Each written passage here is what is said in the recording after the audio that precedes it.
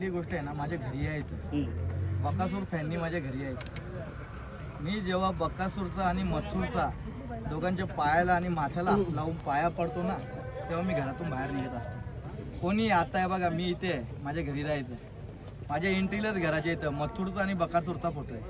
दोन्ही माझ्यासाठी देव आहेत आणि त्याच्यामुळे हे आमचे घरचे नंदी आहेत। वैभव मामा झाला, मोहिल झाला, हे माझे भावंडे आहेत।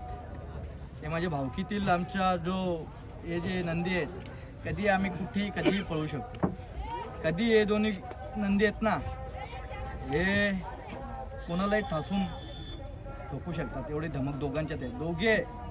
दोघे पण आज अखंड महाराष्ट्रभर देशभरात जे प्रेक्षकांच्या मनावर अधिराज्य गाजवलेला हा जोडा आहे आणि आज जो दोघांचा जोडा आहे ना, तो आमच्या काळामध्ये हृदयामध्ये आहे। म्हणून आपण लवकरात लवकर जेव्हा पण फोन येईल, वैभवचा फोन येईल किंवा मामांचा फोन येईल, सचिन शेठचा फोन येईल, आम्ही कधी हे नंदी एकजुग्यात पळू प्रेक्षकांसाठी।